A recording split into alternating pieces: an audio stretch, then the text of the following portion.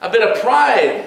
And this pride took him to a level where now he's thinking he's the one doing all the miracles. He's the one that's saving the Israelites. He's the one that's giving them food. He's the one that's carrying them throughout the wilderness. He's the one that deserves the responsibility for this and the glory for this, except when it fails.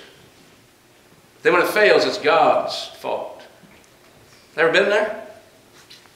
As a leader, I've been there as a preacher. I've had to repent a lot of times afterwards, but I've been there.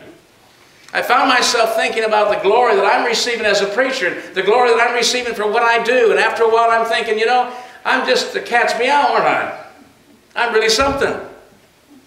Then later on, God puts a problem in my life and before my life and a problem in the congregation. I begin to realize, hey, I'm not in charge of anything.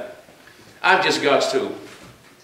But Moses had lost sight of that. He had lost sight of the focus of what it's all about. He said, it's even so bad, Lord, I want you to take my life. Go ahead and take me. I know preachers, including myself, that have reached the point sometimes of frustration because we're continually looking to ourselves as failures when things aren't working out right. God, take my life. I can't take it anymore. Have you ever felt that way? God, take my life. I got so many troubles and problems in my life, I can't take it anymore.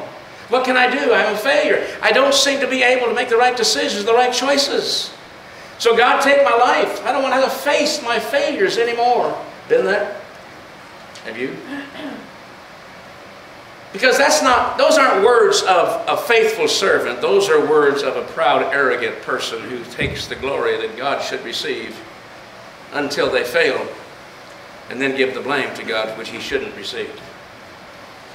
And what God's trying to teach Moses, and eventually he does, get back on track, Moses, get back on focus. You don't have to worry about these people. That's my job. That's my business.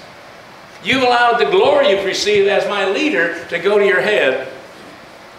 You've allowed your arrogance and pride to take the best of you, get the best of you because you're put in a position that I put you in as a great leader of 3 million people, facing the mighty nation of Egypt, the mightiest nation of that day and time. And now you've lost sight of the fact where the power is. And you know, when we have failures in our life, we've made wrong choices, married the wrong people, did a bad job raising kids, haven't been faithful to the Lord, and found ourselves getting caught up with fulfilling the lusts of the flesh, or whatever is troubling us, whatever causes and problems that are hurting us today. And we look back, and if we're honest about it, we lost focus somewhere. If we claim to be Christian today, if we claim to be baptized believers and faithful to God today, somehow we lost focus somewhere along the road, taking the glory of God that should be given to God. Trusting in our own skills, our own abilities, our own wisdom, our own talents, when we should be trusting in God. And we wonder why we're in the mess we're in. But we change. Well, we begin to get focused again and say, God, we'll turn it over to you. I had a woman come to me one time years ago in counseling. She had a problem in her family. Husband's having an affair. The daughter is promiscuous sexually in school. The son's in drugs. I mean, it doesn't get much worse than this. She came to me and she said, I need help. I understand you're a counselor. I said, I will try to help you what I can. She shared all her problems about all the things going on in her family. It was pretty bad. And I told her, I don't have any answers right now for you. I said, right now, the only thing I can tell you, and we can go beyond that in counseling if you like, but the only thing I can tell you right now is get on your knees and pray to God to forgive you. She said, well, wait a minute, I'm not the problem. My family's the problem. I said, no, you're the problem.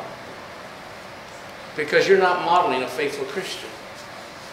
I said, get up, pray and get up and go back and model what a Christian ought to be. Don't let this thing kind of overwhelm you to the point where you can't serve your family and be the kind of example of a faithful servant of His. Live the kind of life that God expects you to live. Be the kind of example that they need. Pray for them, encourage them, teach them, do whatever it takes. But you need to be what you ought to be, and you're not right now. Because you've lost your faith. She said, boy, that's awful hard. I don't know if I can do that. And I said, well, I don't have any more advice for you right now. Because you've got to turn it over to God. You can't handle it. She said, you know, that's what the other counselors told me. She said, do you know anybody else I can go to? Left my office. What a sad day that was. What a sad day it is for Moses right now. He's going to change because he's got God on his side, and they're going to work through it. But at this point, he'd lost sight of it. Paul says in Romans chapter 12, verse 3, don't think more highly of yourself than what you ought to think. Well, what ought I to think? Paul, how do I make that decision? What kind of criteria do I go with? Here's how you do it. What Paul's hinted at is the fact that when problems are too much for you and you haven't been praying to God, you haven't allowed God to work in some areas and have faith in Him, then you're allowing your pride to get the best of you. Don't think more highly of yourself than you ought to think. So we did a number on Moses. Let's find some other people we can pick on. Mark 9.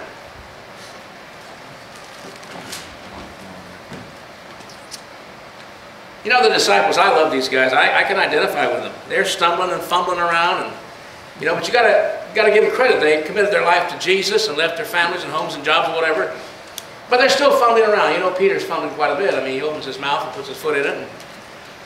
But yet, they're still hanging with Jesus. So Jesus sends the 12 out to heal the sick and raise the dead and cast out demons and all that stuff. And they come back. And Jesus finds them, and they're all arguing, you see. And we pick up the text in the 14th verse of Mark 9. When they came to the other disciples, they saw a large crowd around them, and the teachers of the law arguing with them. As soon as all the people saw Jesus, they were overwhelmed with wonder and ran to greet him. What are you arguing with them about? He asked.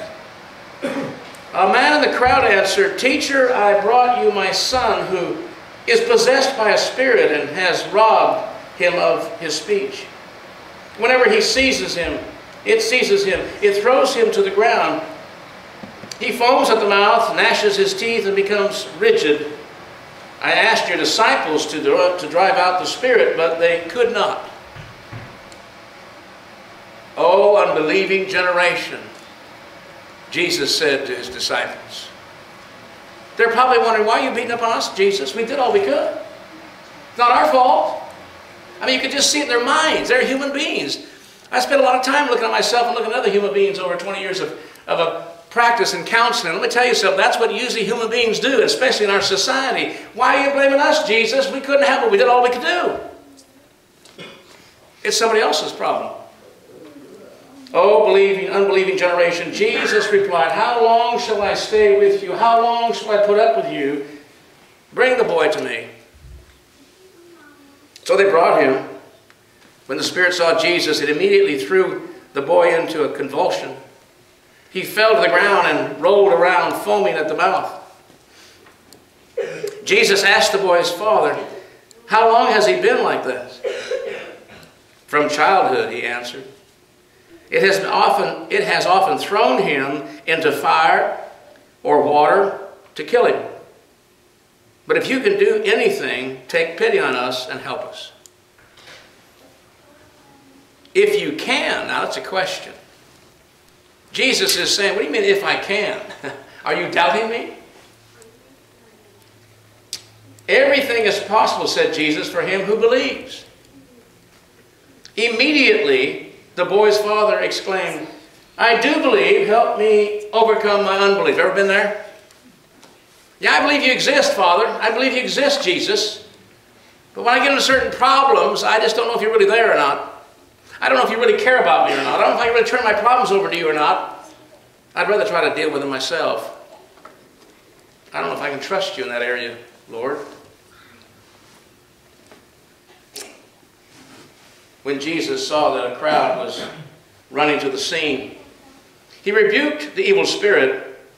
You deaf and mute spirit, he said, I command you, come out of him and never enter him again. The spirit shrieked, convulsed him violently, and came out. The boy looked so much like a corpse that many said, He's dead. But Jesus took him by the hand and lifted him to his feet, and he stood up. After Jesus had gone indoors, his disciples asked him privately, Why couldn't we drive it out?